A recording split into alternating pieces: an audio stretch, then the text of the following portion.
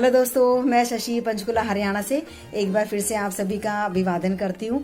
तो आप जैसा कि देख रहे हैं कि मैंने पीले रंग का जो वस्त्र ग्रहण किया है, क्योंकि ये जो अहोई माता की व्रत कथा रखी जाती है, पीले रंग को ज़्यादा प्राथमिकता दी जाती है। और हमारे हरियाणा में तो जब बेटी के संतान होती है तो उसको पीलिया जरूर दिया जाता है बेटी को। तो हर संतान वाली, चाहे वो बेटी हो या बेटा हो, वो इस व्रत को रखती है और अपने बच्चे की कुशल मंगल कामना के लिए इसी व्रत को हर अहोई कृष्ण पक्ष की अष्टमी को रखा जाता है, कार्तिक मास की।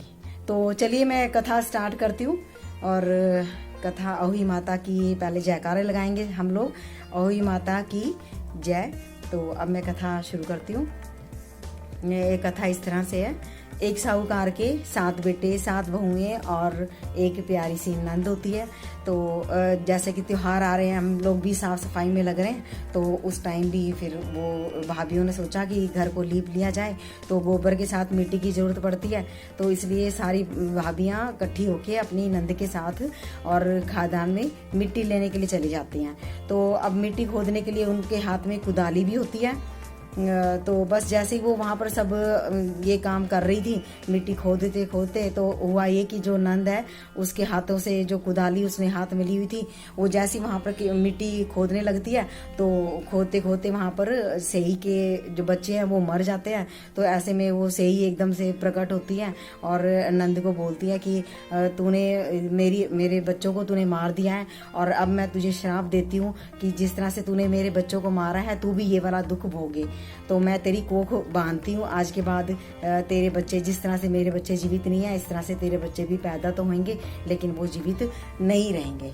तो बस ऐसे में फिर वो नंद सेही माता की बहुत ज़्यादा विलाप करने लगी, माता मुझसे अनजाने में भूल हुई है, मुझे क्षमा करो। तो वो विलाप करते हुए और वो चली जाती है। तो कहती है चलो इतना हो सकता है कि अगर मैंने तेरी कोख बांधी है तो तू चाहे तो अपने बदले किसी को बंधवाने के लिए कह सकती है। तो इस तरह से फिर वो विलाप करते हुए और एकदम से आगे बढ़ जाती है। और इधर से फिर नंद को जब पता चलता है कि मेरे साथ इतनी बड़ी घटना हो गई है, वो अपनी सारी भाभियों के सामने विलाप करती है कि भाभी मेरे बदले कोख बंधवा लो, मेरा घर उजड़ जाएगा, मैं कैसे अपने ससुराल जाऊंगी। तो 6 बहुएं होती हैं, उन सब ने मना कर दिया होता है। तो सबसे छोटी बहू होती है, वो कुछ डरी डरी सहमी वो सब देख रही थी, दयालु दीन की होती है वो। तो एकदम से उसने कहा कि नंद तू चिंता मत कर, तू चल, मैं तेरे बदले अपनी कोख बंधवा लेती हूँ। ठीक है, मुझे ये नुकसान भी होगा पर कोई बात नहीं, तेरा घर बच जाएगा। बस उसी भाभी ने अपनी नंद के बदले और अपनी कोख बंधवा ली।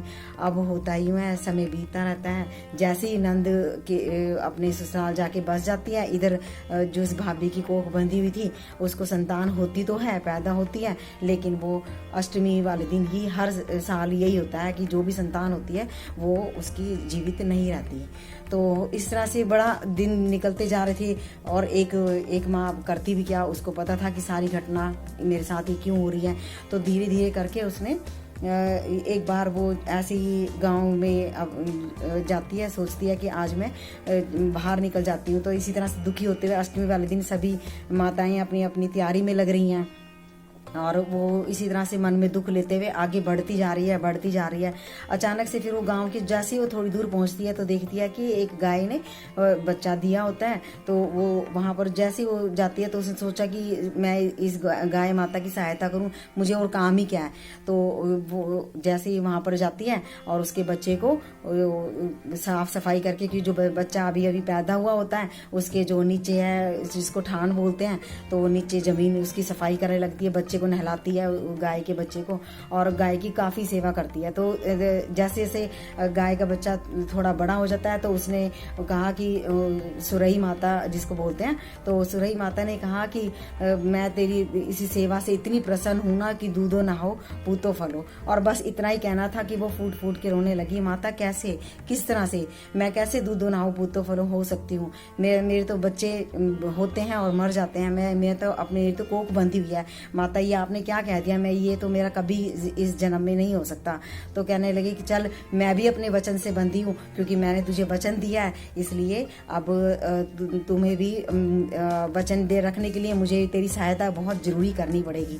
तो उसने कहा कि चल तेरी स्याऊ माता ने कोख बांधी हुई है ना, वो मेरी भाईली है, वो मेरी बड़ी बहन है, पर वो यहाँ से बहुत दूर रहती है, हमें बहुत वक्त लग जाएगा उस तक पहुँचते पहुँचते।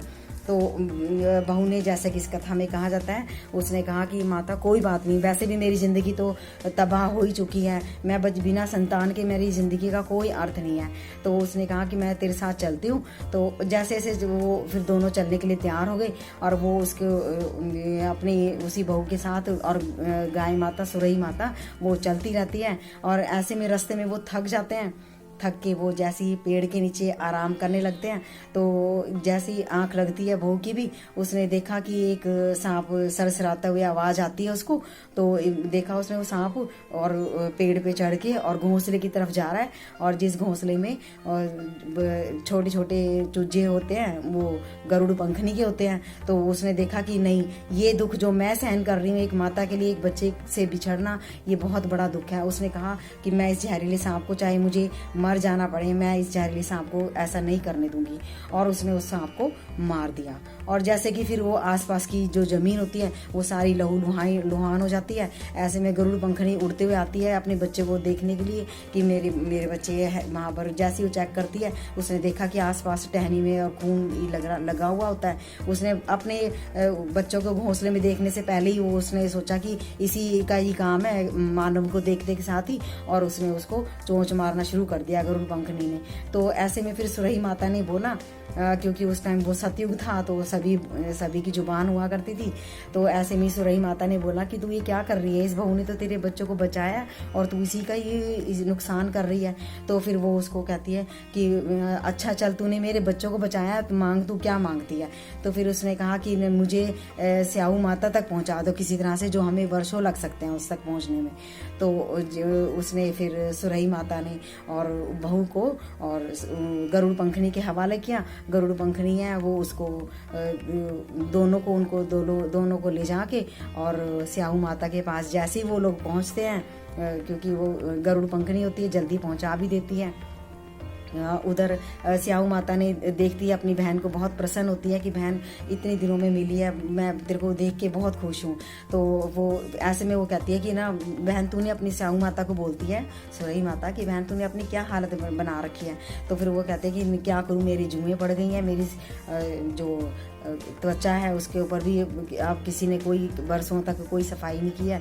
तो ऐसे में वो कहती है चल कोई बात नहीं, ये बहू करेगी। उसने बहू को इशारा किया और फिर वो स्याऊ माता की सफाई करने लगी, उसकी जुएँ निकालने लगी।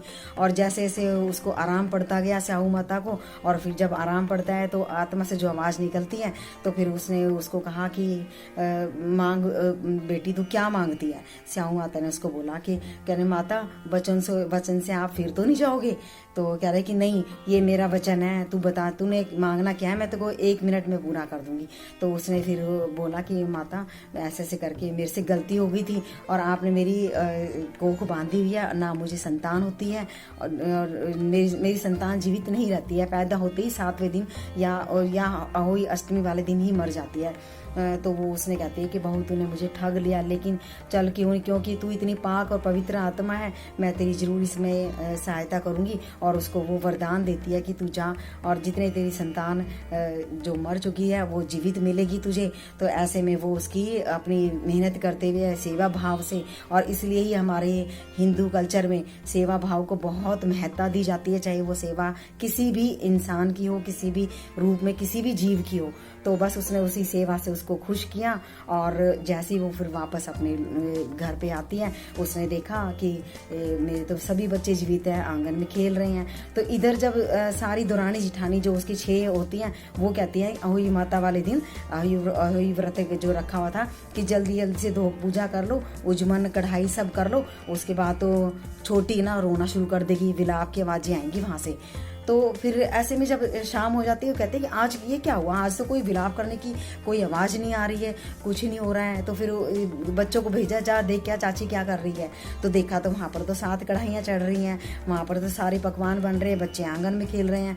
तो इस तरह से फिर जब जैसे उन्होंने सबने अपनी सारी कथा सुनाई बहू ने, और ऐसे ऐसे जब उनको बताया कि इस तरह से मुझे ये वरदान की प्राप्ति हुई है, तो सभी की कुशल कामना के लिए सभी खुशी खुशी एक साथ रहने लगते हैं। तो जिस तरह से स्याऊ माता ने उस माता की कोख खोली, इसी तरह से ये सभी की संतान सुखी से आगे बढ़ते हुए और अपनी माता पिता की सेवा करें।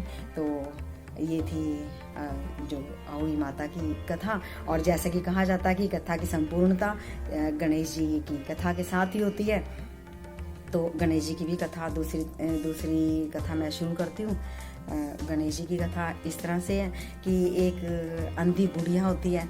अब उसको क्या होता है कि वो गणेश जी की सुबह इसमें मुहूर्त में, ब्रह्म मुहूर्त में उठकर रोज उसने गणेश की आराधना करनी और गणेश जी की अपनी जो भी है उसने सेवा करनी।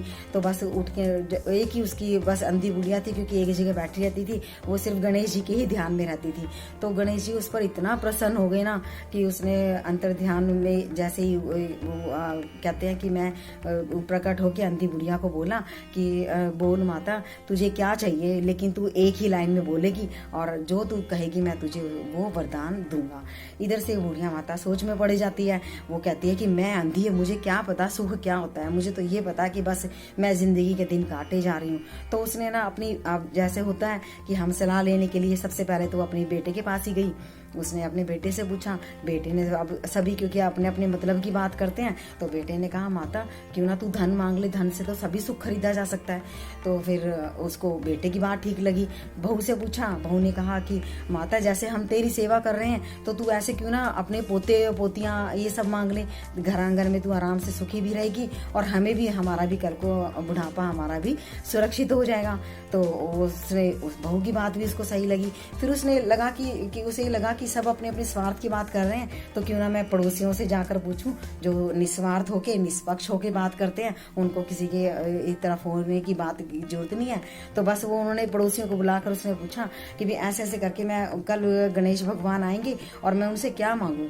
तो पड़ोसियों ने कहा कि बुढ़िया अब तूने, तेरी जिंदगी बची कितनी है और तू क्यों मांगे धन और तू क्यों मांगे नाती पोते। तो तू ना तो अपनी क्यों ना अपनी आंखें मांग ले, जो तूने जिंदगी में कभी संसार नहीं देखा, कभी कुछ नहीं देखा, तो तू अपनी आंखें मांगेगी तो तू संसार को देख पाएगी कितना सुंदर है कितना। तो ये बुढ़िया को ये बात भी सही लगी। फिर घर पे आके रात भर वो विचार करती रही कि अगर मैंने नेत्र मांग भी लिए तो मैं इतने दिन देख कर भी क्या मेरे को जिंदगी का, मेरे बच्चों की तो कोई हेल्प नहीं हो पाएगी। बस वो विचार और जो उसने योजना बना डाली वो फिर श्री गणेश जी के सामने अभी आपको पता लगने वाली है। ब्रह्म मुहूर्त शुरू होता है, उठती है, सारा लीपा पोती करके अपने आंगन को और रोज की तरह भोग तैयार किया। गणेश भगवान प्रस्तुत होते हैं तो बोलते हैं हाँ बुढ़िया माता कि हो गया, बहुत टाइम मिल गया, अब बताओ अब आपको क्या करना है। तो कैसे सोच लिया होगा, अब आज का दिन है, बोलो मांगो। तो फिर ऐसे में बुढ़िया ने कहा कि हाँ हाँ मैं मांगती हूँ गणेश भगवान। तो फिर उन्होंने बोला कि हे गणेश भगवान अगर देना है ना तो ठीक है, मैं एक ही, आपने शर्त रखी है कि मैं एक ही लाइन में मांगूं, तो ठीक है मैं आप एक ही लाइन में बोलती हूँ कि हे प्रभु मेरे आंगन में मुझे, एक ही लाइन बोलेगी वो, मैं कुछ कोशिश करूँगी कि इस लाइन को प्रॉपर बोल पाऊँ कि एक मेरे आंगन में मैं अपने नाती पोतों को खेलते हुए और चांदी की चम्मच से चांदी के ही बर्तनों में खाना खाते हुए देख सकूं पोते पोतियों को अपने बहू बेटे के साथ। ठीक है, तो मतलब अब मैं अपने आंगन में पोते पोतियों के साथ चांदी के बर्तनों में अपने बहू बेटे के साथ खेलते हुए देख सकूं। एक लाइन उसकी कंप्लीट हो जाती है। अब उन गणेश ने सोचा एक ही लाइन तो बोली, उन्होंने कहा तथास्तु। और जब जैसे ये वर्ड बोला ऐसे ही होगा, तो उसके बाद वरदान उसको मिल जाता है बुढ़िया माता को। लेकिन गणेश भगवान ने कहा कि माता तूने एक ही लाइन में इतनी सारी चीजें मांग ली हैं, नेत्र से तू देख भी सकेगी, तूने नाती पोते भी मांग लिए है, तूने चांदी के बर्तन मांगे, तूने धन भी मांग लिया और तूने मुझे ठग लिया। और वो फिर से इसी तरह से हंसते हुए और अपने हंसी भाव से, खुशी भाव से और रिद्धि सिद्धि प्रदान करते हुए बुढ़िया माता को, और वो उसकी सेवा से प्रसन्न हो गए। तो जिस तरह से बुढ़िया माता ने अपनी सेवा भाव से गणेश भगवान को खुश किया, इसी तरह से हम सबकी मनोकामना पूरी हो। तो इसी के साथ ही चलिए मैं भी सभी को शुभकामनाएं देती हूँ। आज का ये त्यौहार, आज का ये जो जितने भी आने वाले ये त्यौहार हैं, आप सभी के लिए मंगलमयी, आनंदमयी हो। ओके, बाय बाय, नमस्कार, अगले व्लॉग में मिलते हैं।